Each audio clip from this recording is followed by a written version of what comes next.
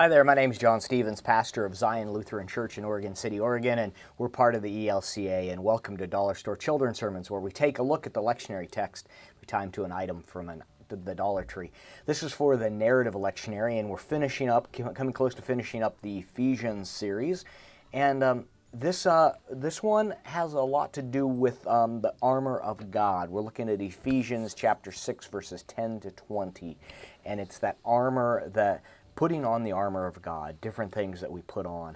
And the item I'm using from the Dollar Tree is a hero cape. It's a little hero cape that you can put on, and it's a superhero cape. It's when I'm thinking about modern day armor and talking about, we could get the armor that we could find other armor, but Dollar Tree had this super cape hero, or superhero cape.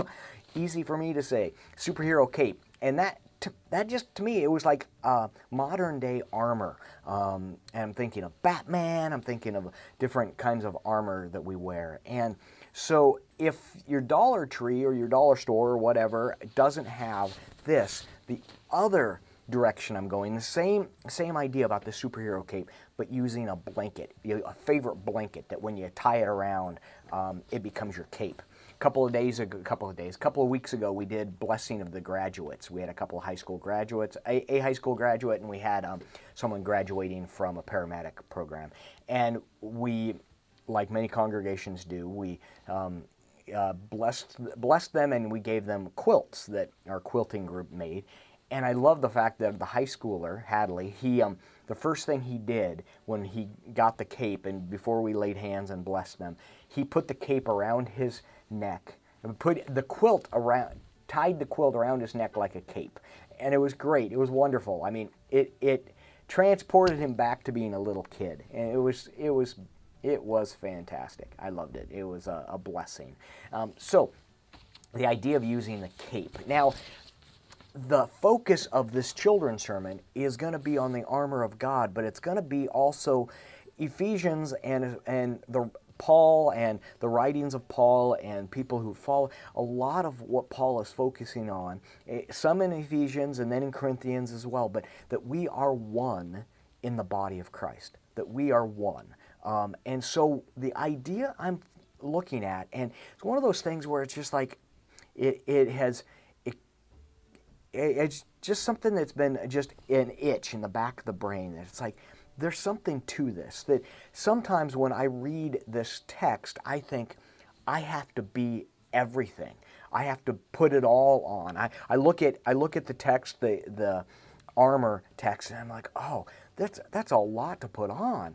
I don't know if I can do all of that. And it's like, this is going to be your sword. This is going to be your shield. This is going to be this, and put this on and put this on.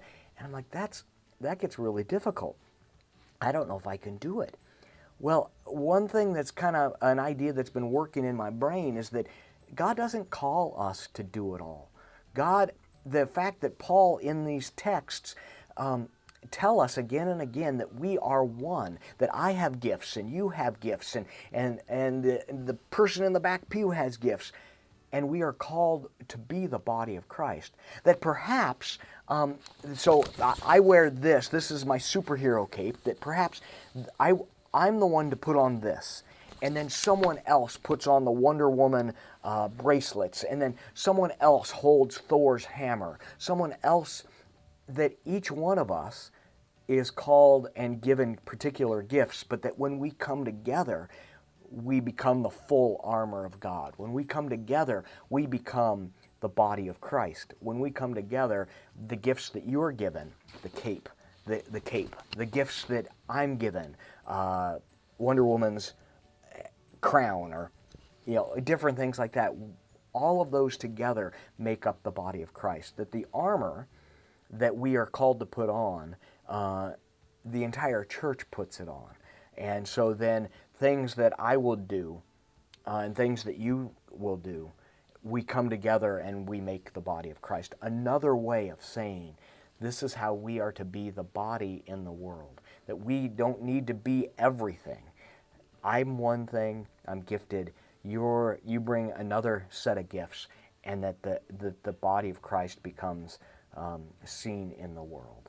So, and that we are there to help one another, that we are there to be each other's protector and guide, that we are to stand up for the homeless, that we are to stand up for the orphan, that we are to stand up for the widow, that we are to stand up for those who are on the outcast, those who are on the other side, that that we are to be that superhero for the person that needs us, that God calls us to be and calls us to reach out to. So that's the idea. That's what I'm working on, and there's something there. I like it, and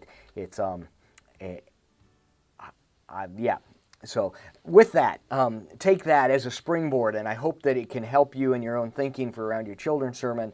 And as always, thanks for coming by. Thanks for stopping by, and I hope you have a fantastic week. And if you do stuff with the superhero capes and things like that, I would love to see a photo of it. So anyway, thanks, and have a fantastic week.